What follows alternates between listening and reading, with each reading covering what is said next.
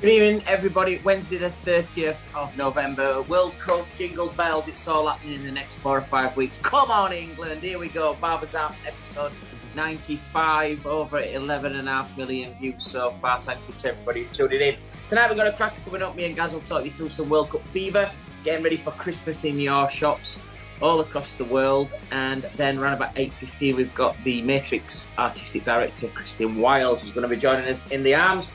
And then we're going to fly over to the other side of the world, to Singapore, where we're going to be interviewing the new Wahl battle legend winner, Noor from Singapore. And he's going to be joined by Wahl's marketing manager, Gary Tan. That's all coming up on episode 95 here on The Arms. Without further ado, please welcome my co-host, the one and only, Mr. Gary Machin. You're muted.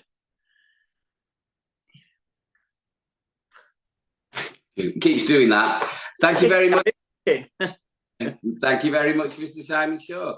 I hate it when it keeps doing that. You push that on. Anyway, thank you for Barber of the Year, Charlie Baker, and Barbershop of the Year, Ruffians, for our last meeting. It was, well, I was on the high seas last time we were on, weren't I? Yeah, you were on a cruise, mate. Was that nice? Yeah, beautiful. It was back safe and sound. Everything's good. Everything's turned out all right. Back to work, back to the land of the living. So had a birthday on there with Millie, our youngest. So that was really good. You had a busy. I bet you're on wind down now, aren't you? From the busiest part of your season. Yeah, it's just a little bit more. I mean, it's the Fellowship Luncheon Awards on Monday, the Londoner. So I look forward to seeing people who's going to be attending. That's always a great day. 11 o'clock kickoff, which is an early start. But I always, even as a young stylist at Dimensions, when we were lucky enough to go all those years back. So I've been going to that luncheon probably about 30 years. And for me, Gary, it's always like the start of Christmas. You know, you're always in central London. This year it's at the Londoner in Leicester Square. The trimmings are up. Christmas is about, but it has a different twist this year because the football is around. And I don't know, I'd like people to comment in at the minute. Is anybody not feeling it? I'm not feeling the World Cup fever. It's just not us. I don't know whether we normally sat outside watching the games. We had that big Euro last year. But it just don't feel World Cup-y at the minute, does it? I know exactly what you mean. I mean, I have watched all the matches at the pub. I will admit, it gives you another excuse to go to the pub. Not that we need any, but yeah, I think last night in the pub it was. Even though we had a great win, it was the pub emptied straight after the match, which doesn't usually happen, especially when we win. We stayed there last Friday, the Friday before, went for the America match, but it was Friday night as well. So I'm guessing that had some bearing on it a little bit. But yeah, I think even the customers, we have got it though. So it is definitely coming home. Can you see that? Nice. Maybe. So it's we've got. Is it one of those wine ones? Oh, nice. No. 1 second, I've got an Amazon delivery. Keep talking, guys. All right, mate. So we had that in the last in 2018. To be honest, we had the cup came home to us. Obviously, we didn't get to keep it last time, but hopefully it will. And of course, we're the only home team in it now. So I think Wales, did a sterling job. We wanted them to go through, I think, but they didn't. So it would have been nice for us both to go through, progress from the group, but it's not going to happen, I don't think. So it was good. France have lost today, which was always nice. But when we get to the World Cup fever, I think it'll definitely start. Now we start progressing. I think we got Senegal in the next round.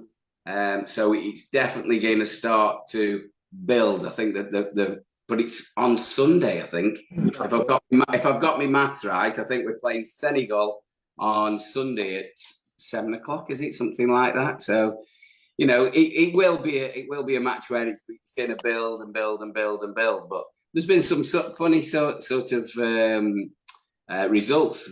France have lost today, haven't they? They've lost to. Yeah, France have lost today. I think Argentina are winning 1-0 against Poland as we speak. Yeah. So and I've got deliveries here. Cars being broke into yesterday. It's all happening around here at the minute. So yeah, same as you, Gary. There's no kind of World Cup fever at the minute, and I'm hoping that in the next a good win on Sunday. I'm in London Sunday night, so I'm hoping that we get that win against Senegal, and I hope that we start to feel a little bit of World Cup fever coming into. It's really funny watching an England game while the England fans were singing Jingle Bells in a World Cup other night was great. But well done to the two Manchester boys, Marcus Rashford and Phil Foden. Phil used to play against my son when he were at Man City as a kid. Alex were at Man United when they were under nines, and he's been an amazing talent since that lad were 8-year-old, and they have done such a great job with it. They've nurtured him all the way through. I can't believe he hasn't been playing, but we only see one part of the setup, don't we? You know what I mean? Whether he always comes in for a little bit of stick, Mr. Southgate does, but even in the Euros when we made it so far and we got to the final, people were telling him who he should be playing and who he shouldn't. He sees them every day, doesn't he? Day in, day out, and he always seems always seems to make the right decisions, other than perhaps the American match, which was rubbish to say the least. It was a bit of a down. I thought we were going to slap them all around the place, and then we go and do Wales 3-0. So it is what it is. He knows what he's doing, hopefully. So he's going to go and come home. But it's always a good little prop for when we at work, because all the kids want a photo with it and everything. So it's just brilliant. So coming up tonight, we've got some great guests on tonight. Christian, who I've known for a while, and he's done really well in the industry. I want to ask him, I know how long he's been, but I want all the young stylists and the young barbers that's out there. I've been in my position at Wahl for a long time, 20-odd years, 22 years. But I think Christian's, he's done over a decade and a half with L'Oreal and Matrix, and he's got a big senior position there. So it'd be great to know what's the secret and the longevity about keeping that position as well as running your own business. How do you balance the two? Coming out sometimes. You remember when Frank Gambusa were on, he says to his staff, it's till over trophy. How do you balance both, where you can become very profitable and you still work really well, but you can balance in by doing a great job as an ambassador for another company? It's very rare, Gary. I see the two happen. Sometimes people just go like a straw fight. You see them at every event, they're all over, then you don't see them again because they're burnt out and the business suffers. So it'd be nice to find out of Christian what's been his secret. And then over to Singapore, the Wahl Battle of the Legends, which was for about 8 countries. It was amazing. I absolutely loved being there. What a theatre. What an event. It was like a festival.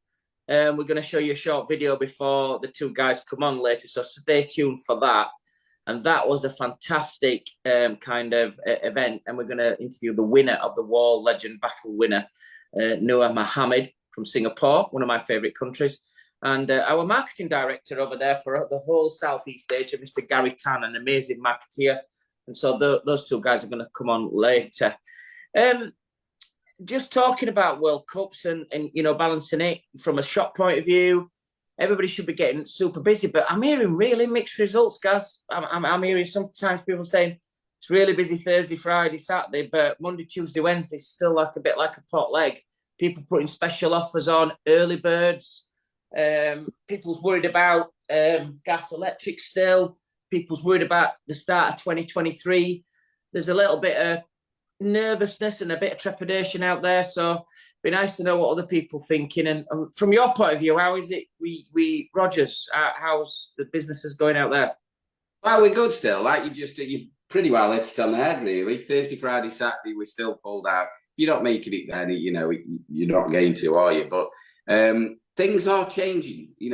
Saturdays isn't what it used to be. Saturdays is still busy. Don't get me wrong. But Fridays and like in the week fills up quicker than Saturdays at the moment. I think with COVID, I don't hate mentioning even the word, but it has changed our business. It's definitely intrinsically, it's completely changed the way we work and the way we offer.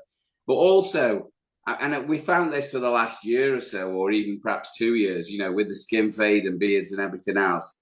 From half term, in October, November, to probably 3 weeks before Christmas, is probably our worst time of the year, to be honest, commercially.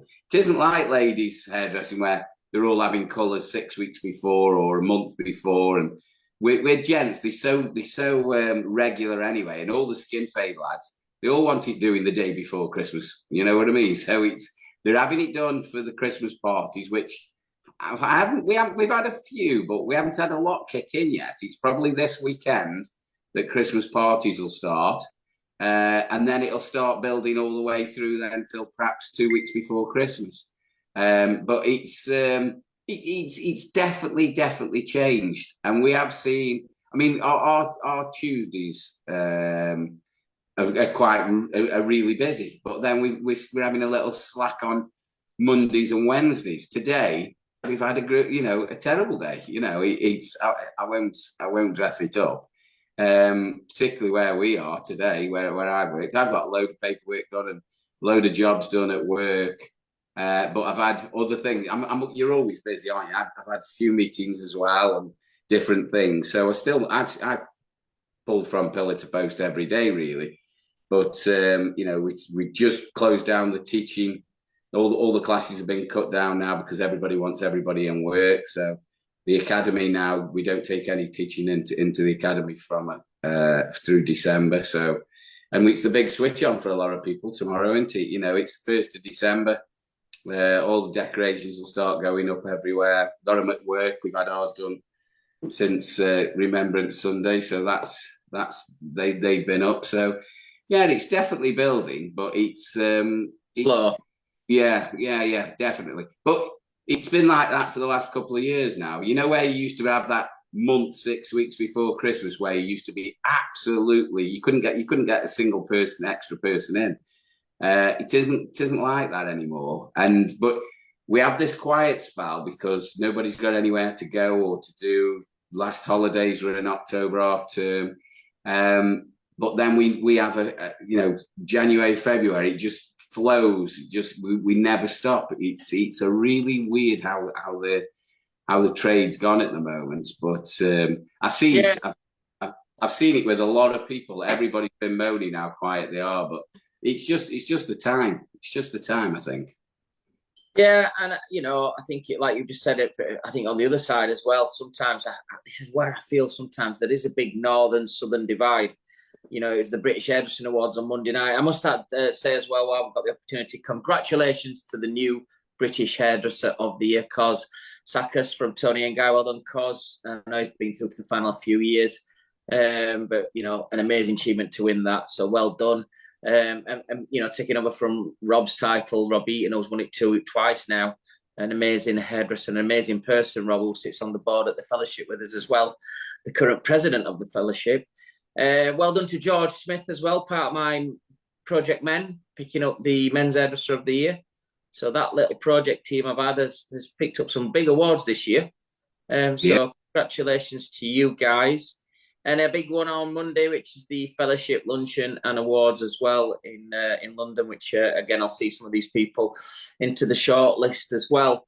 So, yeah, I think when you go to those events and then you listen to people sometimes about, like, it's quiet and, we're not putting eating on. Then you go to these events where it's like 12 quid for a Peroni. It's like, we're on planets here, So, I think...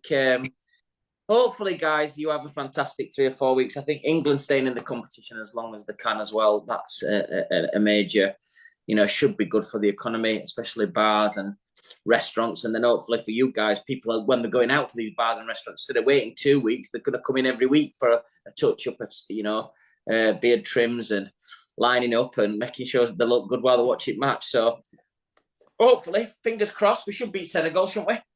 Yeah, definitely.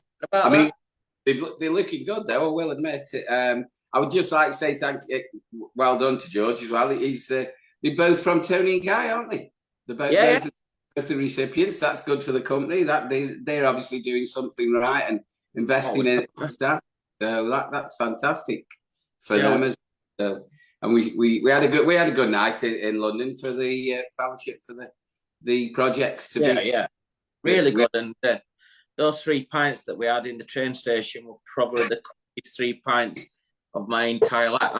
That's the only time I've kept up with Gaz on 3 pints. I think it was about 11 minutes. As we were drinking and we were ordering the next ones to get them in before we caught us trains. Anyway, without further ado, on episode 95 in conjunction with the BBA, we're going to go now over to making his debut here on the Arms. I'm really interested to speak to this guy about some of his achievements and the longevity of being an artistic director for a big brand. What's the secret? How do you balance the two between a successful business, but also being a successful ambassador as well? So without further ado, let's head over and welcome onto Barbers Arms, episode 95, Mr. Christian Wiles. Christian, you okay, mate? Yeah, I'm good, thanks. Yeah. Good. Welcome to Barbers Arms. Obviously, we're into episode 95. You're probably saying, well, why have I not been on before? There is a queuing system. Relevant. So if you've watched the show before, you know we're going to ask you some questions about your career, and some questions about what your jobs are, and then we'll finish off with some quick fire questions at the end. But I'll hand over to Gaz for his first question. Yeah, Christian, your bar's looking fantastic, by the way. What are you drinking tonight? I've got a Madri. Yeah. Well, you know that's got a nickname in Barnsley. Has it? Yeah, they call it. Look at the can. Yeah. They call it the Tyson Fury beer. Did you get it? The Madri guy is double of Tyson. Oh, that's brilliant. He's taken the country by storm now, hasn't it? It's come back quite popular. If you're a lager drinker, I don't touch the stuff, but I believe it's very popular now. But yeah. Anyway, Christian, for all those people who I'm sure there isn't many out there in our barbering community who don't know your name, but we do have an international audience as well. So quickly, just before we start and we head into our quick fire questions, just let everybody know who you are, what you are, where you're based, and how long you've been in the industry. Okay, so I've been in the industry for over 20 years now. I say that because I kind of lost count after 20. So yeah, probably a little bit longer than that. I'm a hairdresser that went into barbering. So I do both. I do hair dressing and barbering as well. I've got a studio in Northamptonshire, around that way, and work for I've been with Matrix for probably the same amount of time now as well, which is so I'm the artistic director for Matrix for UK and Ireland, and I also work with Gamma as well on the electrical side of stuff. Fantastic. So, how many salons have you got? Have you just got the one, or one? Yeah, we went through all that. We kind of had a few. I think at the peak there was 3, and then reduced. So we've just got one big studio space now. Yeah. And how many staff do you work with at the moment? So 15 at the minute. We've just literally changed the model. Actually, we were kind of we just employed staff. And have done for years, never really looked at that kind of freelance option. But we've got a massive space, got about 20 chairs in there, over 3 floors. So since obviously the word that I'm not going to mention, we kind of looked at other options. And, it just seems to be quite a lucrative business, good for us and good for the, for the freelancer as well. So we've just opened up to that as well. So we kind of got a hybrid format. So it's kind of mixed between employed and, freelancers. Okay. Well, I mean, one of the questions, Christian, obviously being not working in a salon, but being the director for Wahl, I think we have a lot of people who, yourself over the last 4 or 5 years, particularly in barbering, we've seen lots of ambassadors pop up out the woodwork everywhere. it's a laugh sometimes and say, yeah, I'm on stage for this brand, and I'm not going to mention it, but we're on stage for this brand. But when you actually get there, that's not a stage; it's a pallet on a shell scheme with a microphone. Do you know what I'm saying by that? Yeah. What's the secret to you of running a successful salon for the period of time you've done, and being an ambassador as well successfully? To be the artistic director for Matrix for all those years, as well as running your own business. What's the advice you have for people? What's the secret balancing the two? So for me, what I did was, I think I was behind the chair to be honest with you, I do 4 days in the shop. I'm doing 10 hours behind a chair, like everyone else is doing. Sort of crammed a full week in 4 days.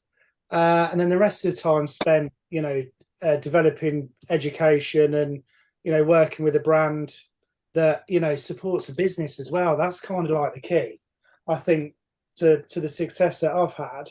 I wanted to keep behind a chair just to sort of like have that realism, when you're educating, and just being able to sort of, relate more to hairdressers or barbers. So yeah, it's a lot of hours spent between the two, to be honest with you. I mean, yeah, it's. Do you know what, Christian? I'm a great believer in that. I've got no disrespect to anybody who's full-time teaching or whatever, but being back behind the chair at least some part of your week, it keeps you connected, doesn't it? It keeps you connected. Yeah. Plus, your staff as well, they keep you young. They keep you on top. They bollock you if you do certain things, even though you're supposed to be the boss. Exactly. They just, when they're happy, when they're unhappy, what's happening in the industry as well, what salon owners are going through. It just keeps you grounded, I think. And I'm a great believer in that myself, very, very similar to how I work.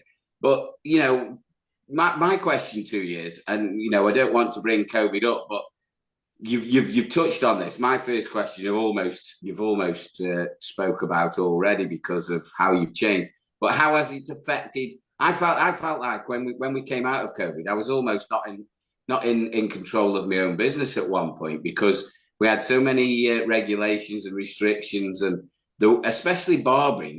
We were a barbering business with multiple locations. We had to change the way we actually worked, really. Has it affected you in the same way? Is there anything that's stuck with you, or has it changed you for the good, for the better, for the worse? Is there anything that's left you with? I think, yeah, I mean, it's been horrendous, to be honest with you. The whole thing, our industry is kind of like, when you sort of like look back at it, we were what we classed as hospitality, and then retail, and then when obviously all the eat out to help out was given, we didn't have our version of that. Our VAT weren't reduced. We were then switched to close contact services, weren't we? Then we've been switched back. If you go on and onto the government gateway and look at your listing there, you're back on that. We've had no help whatsoever. It's affected some of the staff members mentally as well. It's what's more frightening is the lack of apprentices coming through the door. Yeah, I was just going to ask you this. So as a salon owner, and it's good that, like you say, when you're working at salon, I think it keeps it relevant. So whenever you're doing things for Matrix, whatever you're saying to salon owners or salon stylists is, they can look at you and think, well, he's still doing it, actually. He's probably still doing 40, 50 customers a week. So whatever he's practicing and telling us here, preaching to us, he's practicing as well in his own business. So I think that kind of does work. But just generally, the comment you just said there, where do you feel it is at the minute, the industry? There doesn't seem to be a lot of youth coming through like there were. Everybody's scratching around for apprentices or good apprentices. Yeah.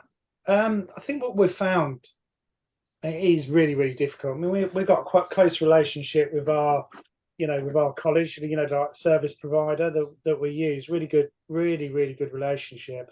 I mean, the apprentices that we've had have been, absolute quality. But what I've noticed, it's had a massive effect on that sort of like age group of like 16, 17, that they've got, it's like a generation of anxiety and not being out, just not functioning in the same way as what you would expect. Do you know what I mean? It's just, it's bonkers. It's bonkers. You can't actually put your finger on it either, can you? No. You know what I mean? It's a number of things. Communication skills, one, but everybody wants get rich quick. They want instant recognition, instant food, instant money. I know where you're coming from completely, and we run academy as well to feed our business and local businesses around us, and we've really noticed that. I was in a meeting with the IFA on Monday, and they were saying about what can we do to help employers, and it's a massive question, to be honest, because it's just not one thing, is it? It's kind of almost a perfect storm of what's gone on previously, and it's having a massive effect. I've got an 18-year-old daughter, so she's gone through all that period, and I see it firsthand. They haven't seen the mates, they didn't have a prom. No. They didn't finish school properly. They were, it was almost like they'd just done 12 years of school and they were let go without any finishing day. Yeah. You know what I mean? It was weird. Yeah. And I really feel for that whole generation of because I think we're going to be reaping the benefits, the consequences of that for a long time. So it's almost a perfect storm, really, that's brought us to this point, isn't it? Yeah. I don't think we realised the impact it was going to have. Really, I mean, we were all worrying financially, weren't we? During the period, how are you going to get through it? And now it's, I mean, we had a point. I remember we've gone through so many, peaks and troughs. We had a point where we had more clients than we had staff members that could service the clients, because they were either off ill because of if as soon as someone sneezed, they're off for like a week. It was, but then the consequences of that are people need the haircut. They're not gonna. We were fully booked, and someone would ring in sick, and we'd have to clear the week. Do you know what I mean? And these clients were like, we had nowhere to put them. You know what I mean? We were doing 10-12-hour days, and it was just, it's heartbreaking, and you're losing them, because if they go somewhere else, and if they like that other place, you've lost them there, haven't you? But I think it's. Do you know what's lovely? I went to the British Hairdressing Awards on Monday. Just recovered from not winning, but that's another story, isn't it? Yeah, but still an hard one, that, innit? Jane invited me. I just had something on it, and I love going, because when you sit with them as well, you're right up front. I always have that cheeky little photograph where my foot's stretched out and I'm touching the stage. So I kind of see people firsthand. But as I've got older, instead of fixating onto the stage, I'll fixate onto somebody that's in the final. Yeah, and I watch whether they're going to win it. Or you look at the face and the sheer. Because I think for you guys that get through to a final as well, it's that's the feeling beforehand is amazing. It's like fuzzy. You don't you can't remember much of it. You've been through a few times as well, and it's like you can't really remember much of that part of that night, because you're just like can't wait. And when it's your category coming up, it's almost like an out of body experience. The nerves. I mean, how did you? I mean, I'm going to ask an obvious question, but how did you feel when it was announced? Oh dear! Do you know? I'm going to be totally honest. I've had time to reflect over this, right? So I've been stressed leading up to that night, and on the night as well, and proper stressed. And then as soon as. Because first of all, when you're nominated, you look at. I remember going to Salon International, and I walked into the gallery, and I looked at my category at all the others, and I thought, I'm fucked. I'm not gonna. There's no way I'm gonna win this, right?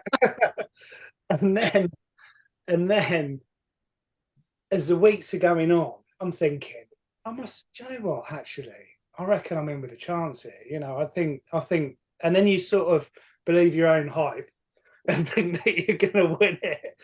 So then, obviously, you know, the nerves and everything, or just the stress of it. So when it was announced, it's literally all of that just went away. Then I kind of sulked a little bit. Then I kind of like looked at, again, everyone who entered. And in all honesty, I think each category this year, and you know, was bloody strong. And I couldn't have picked a winner out of any of them, to be honest with you, because they're all really good. And I think it certainly excelled, you know, the standard, you know, in all categories. I thought they were absolutely brilliant. So yeah, I'm kind of over it now. I've got a nice collection that I can work with. You know, you can't win everything, can you? You got to be in it to win it, I guess. So, you know. I think Christian, I know this is no consolation at the time, but you know, to get to the finals, to be nominated is fantastic achievement anyway. I mean, take my hat off to you. But what I want to ask you is, and quite a few of our audience always ask it, why do you put yourself under? You know, I mean, you get like Errol, all these people that try to win it every year. You see the same people in the categories. Why do you do it to yourself? What putting yourself under this stress? And I know it's to, you know, you want to. There's an obvious thing you want to win it, but I know it leaves you with a great body of work to work with for your marketing and everything else for the next year. But what's the real pull for it for you? Is it your ego that wants it? Is it? I mean, sure, it's a little bit of that, but what really makes you like, I've got to get this? So, in all honesty, this might be a bit of bullshit. I kind of like, I say to myself, I shoot to have a collection that we can use on a commercial level. Yeah, if that gets nominated, then fantastic, right? But you really do want to get nominated. And I think it's such a bloody addiction. I think, do you know what? If I had one of them, it wouldn't bother me so much. Do you know what I mean? I've like won, you know, Salon Business Awards, British Hairdressing Business Awards, bloody Hair Magazine, that, you know, all these other bits and then it kind of like, you feel like, right, I'll tick that box, that's it. But it is a little bit of an obsession. What's interesting is, you know, in all honesty, it's an industry thing. It ain't a client thing. Because your clients will go, what was that you went to the other night? And it was like, do you know what I mean? They do that when you do education as well. It says, oh, you know, so you've been away, haven't you? I said, yeah. Where have you been? You know, wherever. And they're like that, right? Okay. And what were you doing? You said. I went, oh, that's nice. I ain't got a fucking clue. Your clients have not got a clue really about this industry or, you know, the education side of it, the awards side of it, or whatever. It just, I don't know, it's just bizarre. So it is probably more of it is an industry thing. I think it helps possibly with education. Does it become easier? Is it easier to sell someone that's got awards? I don't know. You know, I think it's easier to sell someone who's probably more relatable to the people that they're teaching, you know, but I think it possibly helps a little bit. Yeah. I think for you as well, the advice is obviously you've got your own salon and you're an ambassador as well. So they're not cheap, the collections. Like you said, this year it gets tougher. So to make something different, you want a model that no one else is using. Yeah. You want a photographer that's probably not being used before. Yeah. You know, your stylist. Because, I mean, look, I'm not taking anything away from anybody. And our own competition gets harder and harder, but you do see out there 6 finalists at the Wahl British Barber of the Year. You have seen, like this year, 3 that got through to the final last year. It is an hard competition, and to break into that. So, again, you will hear comments of people who probably didn't get through, like same old faces. Well, yeah, because the work's really good. Mm-hmm. But for you guys that's getting in that niche area, every year you're looking, not copy and paste. You've got to do something different. You've got to try to use some imagination and, you know, models. There's only so many models, and you find out that person's using that girl or that boy, and it's tough. And the amount of money that's spent as well. I think my advice, you know, and I'd like to know what you do, but I think you've answered it, is that when all's failed and washed out, you've got a collection that you can work with for the business to promote the business. So it's not just about spending a load of money to win a competition. You're actually doing it on two folds here. If it wins, it wins. If it doesn't, I can use it. Is that what you're saying? I can use 100%. It for. I think pretty much everything I do has got to have commercial value. Yeah. Otherwise, me personally, I don't see the point. So you never see me. I wouldn't be entering avant-garde or anything like that. But I think it's got to have commercial value and reflective of what your message you want to put out there about the business as well. I think that's really important, because if you're doing stuff that you don't enjoy doing, either haircut wise or color wise or styling wise, and someone does see that picture and that they really want the hair like that, and they come in and ask you for it, you're going to be reluctant to do it, aren't you? Or you can't do it. So you got to be realistic with these things. I think that's my personal view. I'm sure other people would. Where could our viewers see collection? Is there anywhere where you can direct them to? It's on this most recent one. I've not put it on the website yet, but no, if you go on my website, they're all on there. All right. On the website. And then we use the imagery throughout, the website as well. So yeah. I know you said you do ladies and Barbie. I mean, from your name and everything else, I think we've just got your Instagram up on screen now, so all viewers can actually see that. Production have just put your Instagram up there now. Yeah. But I think it's really refreshing for you to give us a true answer there of what how you feel and what you do about it. What percentage of your work is hairdressing and barbering? Because I know you do. You're quite renowned for your barbering as well. Do you enjoy your barbering side? Yeah, I do. Yeah, I do. I do. It's I think men have become a little bit more demanding over the years, though. Would you agree? Yeah. They know what they want, don't they? They're more discerning now, aren't they? We can't get away with the flannel anymore. They know what they want. They expect a certain level of service, and they are very discerning now. So I think you're right. I think and it's cool to be a barber at the moment now. So it's that makes it. Even though all of us have been in it for so long, we've all known it's cool. But it's there's a lot of people out there. So what would you say your split is between hair and barbering then? I'd say I'm probably 60% more women now. 60-65% more women now than men. It's still an healthy ratio. Sorry? Still an healthy ratio. Yeah. Yeah, I mean, obviously I see the men a lot more regularly. They're in every couple of weeks. Do you know what I mean? So, and where you see the women are anything between 6 and 12. Yeah. Well, listening to somebody last week and saying, since they've introduced balayage, it's such a more expensive service and takes longer, but they're seeing the clients twice a year instead of when they were doing oils and they were seeing them every 10 weeks. Now it's twice a year to see the client. 100%. So I think everything's relevant. That if you put your price up to 150 to 200 for a balayage and your foils are like 60, 70 quid, you're getting less visits out of your clients. So it's all, balayage would be great if you were doing it every 9 weeks. But it's kind of not. Christian, I know you've got a big clientele and I know you've got a few celebs, but if you could choose one client to work with, male or female celebrity, who would it be? Oh, Jesus. Whose hair would you like to quaff? Oh my God. I wouldn't want to do. I wouldn't be interested in any of the Kardashians. That's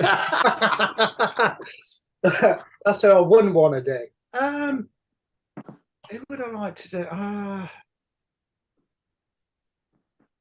Tell you what, actually, I'd like to cut Beckham's hair. I knew you were going to say that. I don't know why I sense there, but I think I'd like to cut Beckham's hair. He seems a relatively nice guy. And he's done so much, I think, for men's hairdressing. It's funny, it came up on a thing saying who's been the most influential. I got this question asked last year. Who's been the most influential style icon for men's hairdressing, barbering? Like David Beckham. Because look at the cuts and styles he's had over the years. How many kids, adults, men, boys have gone in and said, I want it like that. And it's David Beckham. I'd say what's even funnier is when they describe it, right? And they say, I want my hair like this. And they describe this haircut. And you're thinking, that's David Beckham. And then you say, show me a picture. And they'll like get a picture out, it's David Beckham. Yeah. I don't want to say it. Do you know what though? I think what he's done the reason he's been so influential is he changes up that often, doesn't he? Yeah. He goes from a top knot to a completely buzz cut and everything in between. So he's done so much for us style wise because he used to change it so often. It was great. I think don't you always find you're watching TV or something and you're always picking out the ones you think, oh my God, Tom Cruise, I always see his haircut and I always think, who on earth has cut Tom Cruise's hair? He must be one of the richest actors on the planet. And he's always got a terrible haircut. His necklines and everything. It's a typical US cut. It's just unbelievable. It's just really funny. So. Well, finishing off, Christian, we're just going to finish off some quick fire questions for our viewers who's going to watch tonight. Don't forget to follow us as well, Simon Shaw Wahl. Gaz is the British Barber, and Barbers_Arms. Them is our Insta accounts on our websites for all the past 94 episodes. You can catch us up on the barbersarms.co.uk, and if you want to email us, it is barbersarms@thebritishbarber.com. Them's all our social medias. Christian, favourite food? Italian. Favourite drink? It's got to be Camden Hells. Oh, we've had that on the show. Have you? I've got the glass, music? But not the. Say that again. Favorite music? Band called Metronomy. Metronomy. Yeah. So electro kind of housey. Okay. What's your favourite destination? Where do you like to holiday? And what's your favourite go-to place? I mean, I like to go all over, but if there was one place that I would settle in, it would be Italy. Oh, man. The South Amalfi Coast, if I could afford it. Right there, innit? Sorrento, all down that area. Yeah. I had Tirreno. I went to Sicily. Oh, I love that. Fantastic. Yeah, really good. If you could have a dinner date with somebody, past or present, who would you like to have a couple of hours with as a dinner date? Male or female? Okay, Vivienne Westwood. Yeah. Okay, here we go then. Christian Wiles, from the Christian Wiles Salon in Northamptonshire, and the artistic director for Matrix here in England and Ireland. He's having his favourite food, which is an Italian. He's doing all this with his favourite drink, which is Camden Hells. Listening to the Metronomy soundtracks in the background. His favourite destination anywhere in Italy for this young man, and doing all this with the fantastic designer, Vivienne Westwood. Christian, thanks for being on Barbers Arms, mate. Have a great Christmas. Come on, England. Pleasure to have you on, Christian. Lovely to meet you for the first time. Thank you. It's been an absolute pleasure. Yeah, thank you. Have a good night. Yeah, brother. Cheers. Good night, mate. Well, could have talked all night there. That's flown. What tonight? He's my type of fella. He is. He's got a great way of working, and I like it. I like everything about it. Obviously, he's got a beautiful workspace. You know, if you look at his website and everything, it's absolutely fantastic. And what a great worker. Hold on a minute. Where have you just been? Where? Well, where you just been? Somewhere very big. Oh, wow. That's another story, isn't it?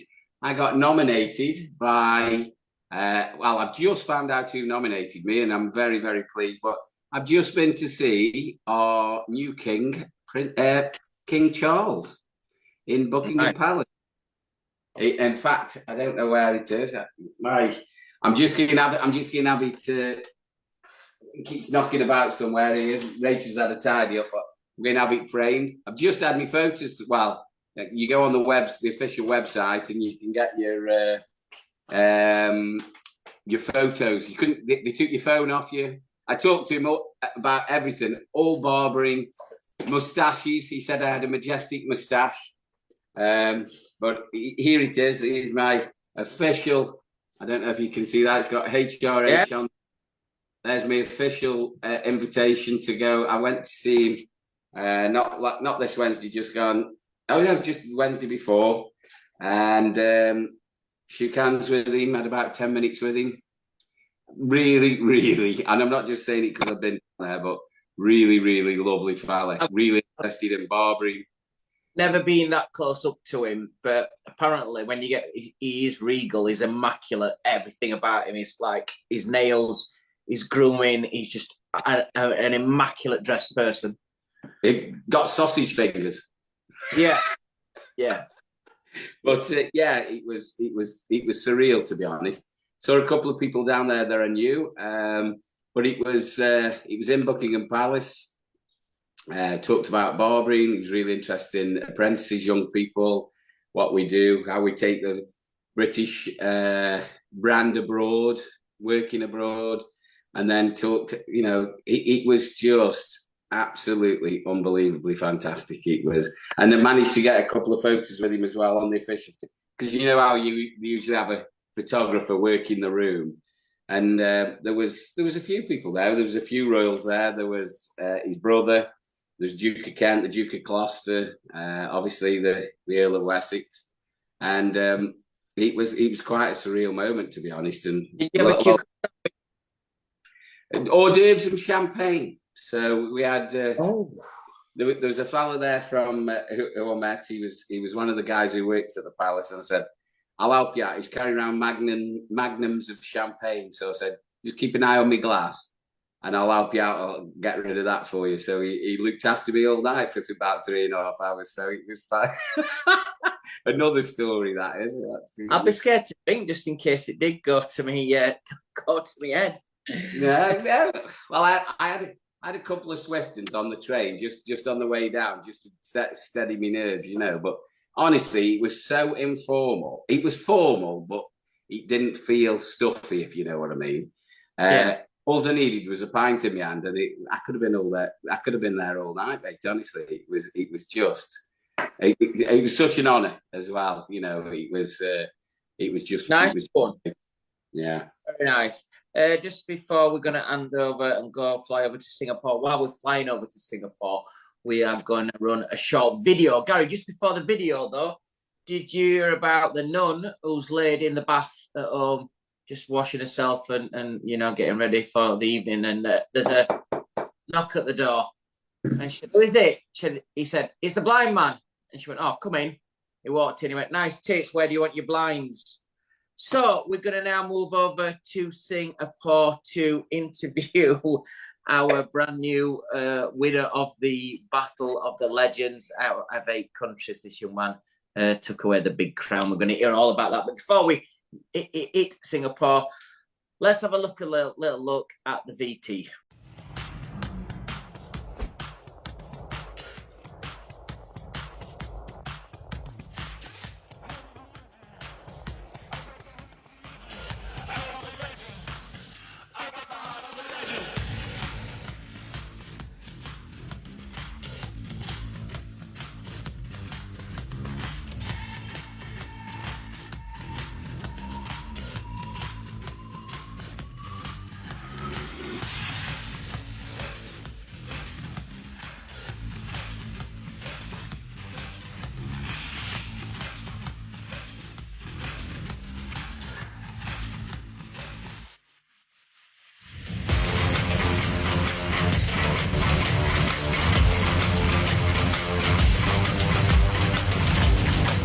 Winner goes to Noor Muhammad from Singapore.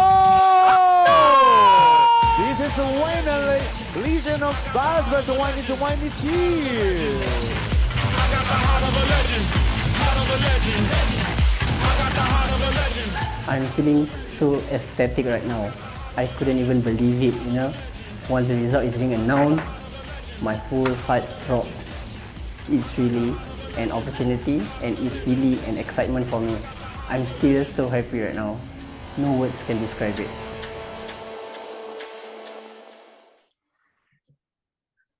Hope you enjoyed that, BT, guys. I don't know if that captured the excitement that was in the convention centre in Bangkok, which for me was a really busy schedule coming straight from Salon to the Boots Conference, flying out to Thailand. What an amazing trip that was.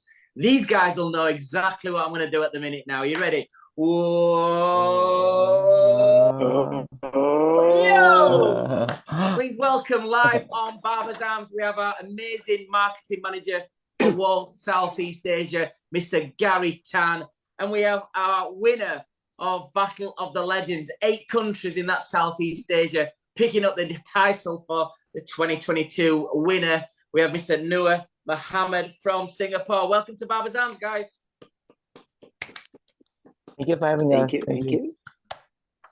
Well, fellas, that looked really slick. Anyway, the intro to that, what a video that is. That's something to show your kids, if nothing else, isn't it? Yeah, that's right. Well, we have to say, Gary is an amazing marketeer. So we're so lucky at Wahl to have him in that area. And he put this show together. He worked tirelessly hard on preparation. So the preps for this have been going on like 8-9 months, if not longer. I've been on late calls with him at 1 o'clock in the morning. So it's nice to give him some treatment back. What time is it there, boys, in Singapore? What time is it, Gary? It's 4:45 a.m. Oh, no wonder they're a bit, whoa, tired. You boys are tired. Noah, coming on to you first. To win this first title, let's just take your mind back to the evening.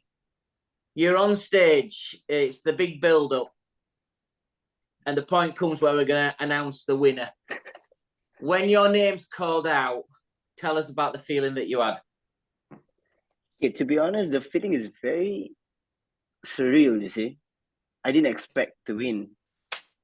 Like, it's like I'm up against all the best from Southeast Asia, and they're all very good barbers.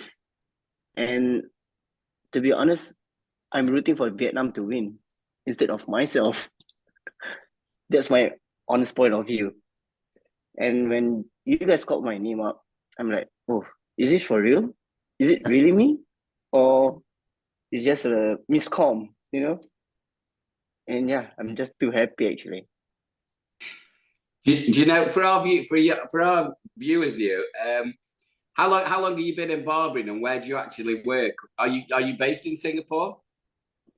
Yes, I've been barbering for 8 years, and yes, I'm based in Singapore. Been working in Golden Rule for 6.5 years now.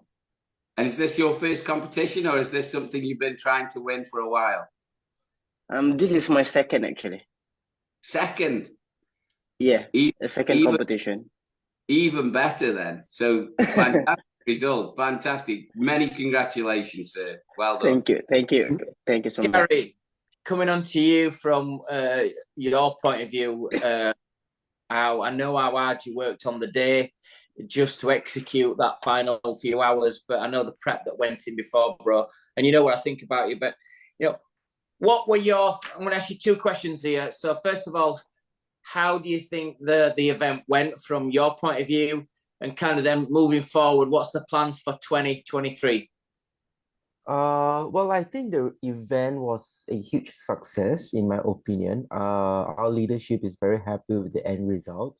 It took us, like what you say, many months of preparation. We started in May, where we collected almost about 200 submissions from all walks of Southeast Asia, where people raising their hands, giving us, their best haircut to want to be part of this competition. And after which, in, I think, August, we shortlisted 10 from each country. We put them up on a website for public voting for another month before we finally end at the final battle in October in Bangkok. So during the voting, we also gathered about 14,000 votes from Southeast Asia. And yeah, then that landed us on the 6 country finalists, and we brought them to Bangkok for the final battle. I think what we hope to create is a healthy competition within the community, and making this a biggest barber event or barber competition that you can find in Southeast Asia. We want to elevate the industry. we want to bring all the best barbers together to not only compete and perhaps learn from each other. Okay. And yeah. Simon, just quickly for our viewers, what were the or Gary, you can answer this probably. What were the countries involved? How many? You said there were 6 countries, was there, or 8? What are they countries? Is this the first time as well that this particular competition has run? Yes, this is the first time we are doing this, and we are very ambitious. We want to make the first time the biggest as well. The 6 countries involved are Singapore, Malaysia, Indonesia, Thailand, Vietnam, and Philippines. Thank you. So Noor, even more homage. We are not worthy. That is a fantastic. I mean, to be the champion of one country, but for a whole, for the whole of Southeast Asia and all those countries as well. How many barbers is there in all those countries? And you are the man. We're not Don't sure say about how that. Don't say that. Well, Gary, when you were there on the night as well, there's one thing that I did with Noor after he'd won the competition. I proceeded to take him around as many groups of people that we could. And every group of people we went to, we all did the big Champions League celebration. And, Noor, I don't know about you, but that was like a fantastic hour going around and introducing you to all those people and everybody feeling part that they've met the champ, and everybody had like a little celebration with you. Did you enjoy that? Of course, definitely. It's like lifting up the World Cup or Champions League at least. Yeah. I mean, how's life changed for you? Has it changed much in Singapore after winning this award? Has day-to-day life changed, or is it just, do you get a bit more media coverage? How's your general life changed since you won the award? To be honest, in Singapore, it's not much of a change, honestly, because the industry in Singapore is not that huge. I mean, like, it's huge, but it's not there as in the togetherness. Everyone's is on their own, there's not much support. So the only support that I'm getting is like from the boys from the shop. That's it. And of course, like the clients myself, the clients give me a lot of support, all the morals, all the congratulations and stuff. They are excited to come to the shop to meet and, have a chat about the topic of the event night itself. But most of my clients did not ask about the competition itself, but they asked me about the after party, actually. Oh, the after party. Did you tell them? Of course. Yeah, Gary, we had a good after party, which was I think it was on that night. It might have been the night after. We had a great after party as well, Yes. which went on till about 3-4 o'clock in the morning as well. So we had 2 days good celebrations. I have to say it was fantastic. So Yes. it's really good. What a fantastic thing to happen as well. To be the first winner as well of a new competition that for the whole of Southeast Asia, your name won't be forgotten forever, will it? You're the man now. So just my question there, Noor, is when you enter the competition, it's a big commitment as well. And this is for Gary as well. So you said it took from May. When you decided to go into the competition, Noor, you had to go through different stages of obviously being nominated first, and then the public vote, and then you made the shortlist. Did you ever think in your wildest dreams you'd actually get through to on that stage with was there 8 guys on there? Was there 8 or 6? 6. 6 of you. So 6 guys on there fighting it out for the title. You've done so much already. So fair play to you, mate. Absolutely fantastic. Congratulations. Thank you, man. Where do you keep your trophy? Oh, in the shop. It's in the shop. Yeah. With like the other 2 trophies. Have to flex them out, Oh, and I received this of Gary. Thank you, Gary, for my T-shirt, but also as well, I'm just going to share with the viewers this amazing photograph, which is my Legends photograph, where we're all on that together. Keep missing it, but You got it there, which is a nice Legends photograph where we're all together, which is really nice to receive through the post at Wahl last week. So thank you for that. Gary, plans for next year? Does this competition get bigger? Yes, we are definitely aiming to see how we can bring this to more people and hopefully expanding it to more countries for those that are interested. And yeah, we are in the process of internal discussion to see how we can bring it to life again next year and making it better, bigger and stronger, creating more impact and affecting lives of all the barbers in places that we operate in. And I've always said to you as well, what would be nice is to look at Noor and then look at Charlie Baker, the Wahl British Barber of the Year. Noor looking at the the Battle of the Barbers that we have over in the States, and any other major competition winner for Wahl and any other subs, is to get them all together to have a global champion, the global legend, the global Wahl Barber of the Year. Would be an amazing thing for that to happen as well. So you're the man to push that forward, Gary. You're the one. You need to work on that, young man. I have to say, Gary, Machin, one of the things that these guys did set up for me, that it was a day after or 2 days after, we had a seminar in the Lancaster Hotel, and it was the biggest seminar for hands-on practical session I've ever done in my life. 100 people were cutting hair on mannequins in the afternoon. It's unbelievable. I've never seen it before. I had 8 assistants with me, but it was unbelievable. World record for Mr. Tan. I bet it was mayhem. But there was hair and clippers everywhere. Yes, that's right. We were trying to get the Guinness Book of Records out. Say, has this ever been done before in one room where you've got? I did the demonstrations in the morning, and then you think, surely not all 100's going to be cutting hair. Yeah, all 100 were cutting hair. It was amazing. And you know what? Even with all those people, it was still organised. It seemed to work really well, and people got some good information and got some good stuff from that. So that were all superb. Guys, in Singapore, are you guys tuning into the World Cup? Yes, of course, definitely.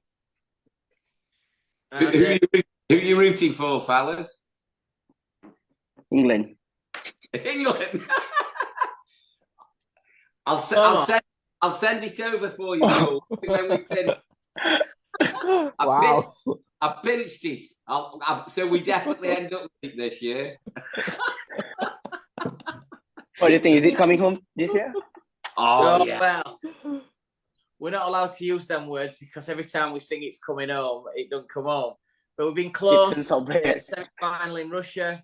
Then we got to the finals of the Euros. So we're hoping this year could be our year. Obviously, it's cold here in England now. We're in the middle of our winter, which is strange to have a World Cup in winter, as it's normally a summer event. And you guys have got the nice climate out there. It's nice and warm in Singapore. Yes, it's too hot. 33 degrees every day. That's not too hot, fellas. Not when we've got 3 degrees in the UK at the moment. Gary, you'll it's humid here. Yeah, it is in Singapore. But Gary, whilst we're out in Bangkok, you remember I've done the Bangkok for 9 days, then I went to Dubai. So now coming back to England, I'm really feeling the cold because I've had, nearly 3 weeks in really nice climate and kind of like me bypassing the autumn months here in the UK and then hitting it now where it's really cold and miserable and grey and wet. So I'm missing you guys out there. Yeah, Simon, you should come back soon. Mate, I want to be there. I love working with you guys. Machin, I had the best prawns in my entire life. Well, if you can't go to Bangkok and have good seafood, you're not going to have it anywhere, are you? Gary, what was those prawns like that we had on the last evening? It was in the restaurant next to the hotel. Oh yeah. That's right. That's the one. Yep. You should go back again next year. The thing is, Gary has them every day, so they were Gary, weren't they? You know what I mean? They have lovely food all the time. It was certainly worth going, and I got a little shopping trip in where Gary took me around. Is it BMP? We went to BPM. MBK. MPK. I knew it with letters. Went to the MPK shopping centre, which is like maybe 6 floors of all like clothes, and then footwear, and then electronics, and then more electronics, and tailors, all on different floors. But it's an amazing experience, and I got well looked after. Guys, I'm looking forward to 23. You guys have got an amazing future out there. Quick question is, when you win the Legend, are you allowed to enter again next year, or is that you like you can't enter again? So as a next step for Noor, we are planning to bring him to the US to take a look at the Wahl Museum and hopefully to meet with some of the people in the US. And as part of winning this competition, he's getting a 1-year educator contract. So he will be in our lineup. We will get him up to speed, train him up on how to deliver good education. And obviously, he has got a lot to learn from people like yourself, Simon. And for that, I think next year, his role will be part of the judging as opposed to, joining the competition again. What is I know you're going out to the States, which will be amazing, and I'm sure all the guys there will look after you, getting out to Stirling, looking at the factory. It's an amazing, when you get there, you think, wow, we are a big company. So I'm sure you're going to enjoy that. And hopefully we're going to be working with Gary and the guys in Southeast Asia and Singapore. I might be able to be part of your journey where we do a bit of education with you when we come out and do some master classes out there with Kervin and Gary and the team. It'd be really good to hook up with you. But great to have a year contract with us, same as what we do with the UK. Make most of it. Make sure you enjoy it. And, definitely. Make sure you learn. No. Have you travelled before? Have you travelled around anywhere with your job before now or not? Yes, we did. We traveled to Rome. We've been to UK itself. We've been to Jakarta, Malaysia, Surabaya, some of the Southeast Asia countries. Oh, so you've travelled there. You'll just need a big coat when you go to Illinois. When you go to Wahl, you'll need a big coat if you're going there in the winter months. When's he going? Oh, no. When's he going?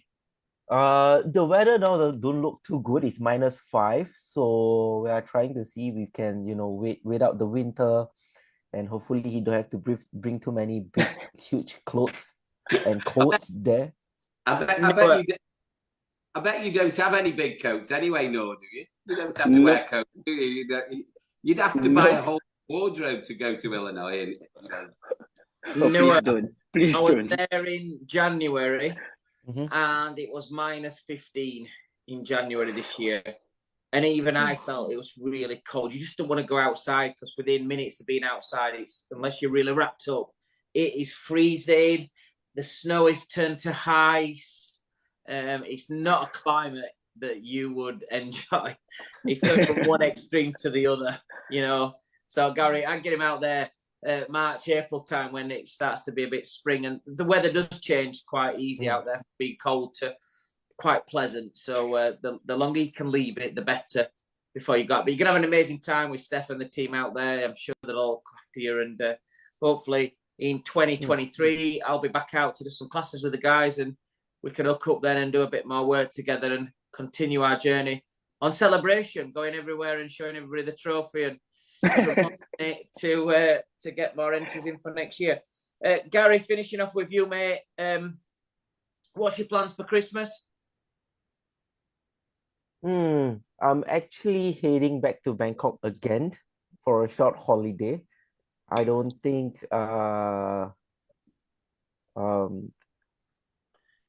we enjoy enough there, so I'm going back again. It's nice, isn't it? Everybody enjoys Bangkok. Yeah. And Noor, what's your plans for Christmas? I'm just gonna be in the shop to hustle the soft. Hustle. Do you guys have Christmas Day off? Do you work Christmas Day, or is it an holiday day? It's a public Yes, holiday. it's a public holiday, but at the same time, it's in for the barber shop. It's up to you. You want to work, you want to hustle, go for it. You want to have your public holiday, go for it. Okay. Nice. Well, guys, it's been a super pleasure to have you on Barbers Arms. I know it's late. Well, I know it's early, very early morning. Yes. Really appreciate you both coming on. Gary, you've done an amazing job, mate. I take my hat off to you. I think you're one of the best marketeers that we have globally. You are one of the best that we have in the group, and it's fantastic to work with you. Look forward to working with you. We'll catch up before Christmas, but you know, thanks for everything you've done this year, and what an amazing job you did with the Legends Battle. And Noor, you are the man. As Peter Parker's uncle said to him, with great power comes great responsibility. You have the responsibility to carry that trophy and to prove to everybody you are the winner. Have a great 12 months with us. If I don't speak to you, have an amazing trip in America, and hopefully I'll be working with you in 2023. But all the best and congratulations to you and to you, Gary. So thank you very Simon. much for being on Barbers Arms. Right. Thank Thank you, you so Simon, for much. your support. We really look forward to have you back in our part of the world again. And thank you so much for helping us out throughout the time. Your pleasure, both of you. Thank you very much. All right. Thank Thank you. See you. Congratulations, fellas. Well done. Lovely Yes, to have you on Barbers Get some Arms. coffee in you early morning. Okay. Two amazing guys, Gary. Both of them have done so well with what they've done with the competition. And you know, I just love working with Gary Tan. He just does things that, you know, his prep and his organisation like off the scale. Unbelievable. What a lovely pair of lads as well. It's great to have them on. But so I don't know if it's me, mate, or what, but everybody seems to be getting younger and younger and younger, don't they? Do you know when you have that feeling, you know, when you see policemen out, or you know, or you see I don't know, soldiers or people in authority, you know, people who've got jobs where they're in and I think, are you old enough to be out, or are you old enough to drink? You know, it's just like everybody seems so young these days. It's unbelievable. Gary's, you know, in his 30s, and Noah's late 20s. So they're not, you know, they are young, obviously, compared to me and you. But they look so young, though, don't they? They look so young. We went celebrating afterwards, and they're both having a drink and maybe a smoke. Oh, guys, you didn't look old enough, do you know what I mean? But yeah, great guys. You know, for me, I was tired because we'd done Salon, then the Boots conference. So if I'm honest, going out to Bangkok, you know, I needed good people around me to keep me motivated. And wow, they put me on the edge of the seat, thinking every day I got up to an event, you were ready. Your beard were done. You looked immaculate because you knew that the standard were going to be super high. So every day I raised my game because the people around me, their game was so high. So, you know, fair play to the guys. Fair play. I think they're so organised out there, though, as well, and such lovely people. You know, we work with a lot of people around the world, and Southeast Asia especially. They just great. They just want to please, don't they, as well? And they got great pride in the work as well. But as well, I think it's you know, they want to please, don't they? It's a reflection on themselves. But for him to win that over 6 countries, I mean, that's part of the process. So I think when he got to the last 5 in each category, you know, I had to pick the ones that go through to the final with Steph in America, Kervin, Gary Tan, you know, and that were all done online with all the photographs on for us. So, you know, we're part of the process of getting each country winner to the final. You know, so there were people there from Malaysia, people there from Thailand, people there from Singapore, you know, people from all around that country, 6 different countries. So yeah, big one for him to win, and they did it amazing. Guys, and it looked slick. The video looked really slick as well. I mean, it looked a great venue, you know, with the ticker tape and everything else, and it just looked. I mean, he must have felt like $1 million when he came off. Yeah, he did, and you know, I carried that on for him as well. We're going into groups of people with a trophy, and the celebrations went on for a long time for him. So I milked it for him. I made sure that he got real fantastic exposure. Well, guys, we hope you've enjoyed episode 95 with Christian Wiles. And we had Noor, Mohammed and Gary Tan on there. We hope you've enjoyed episode 95 in conjunction with the British Barbers Association. Hope it's been a good night. We've got Sunday. Here we go. The last 16. Can it be 2022? The Qatar World Cup finals here in the winter, coming up to Christmas. Can England pull it off? Let's all get behind the lads on Sunday evening, wherever you're going to watch it. At home, in a bar, in a restaurant, wherever you're going to watch it. Let's cheer on the Three Lions and let's see if we can get to the quarters and progress even further. So good luck to everybody. Have a nice weekend and we'll see you again in mid-December. Yeah. Go on, the lads. Here we go. It's coming home, baby. See you later, guys. See you later, mate. All the very best. And have a fantastic weekend, everybody out there. We'll see you in the very soon.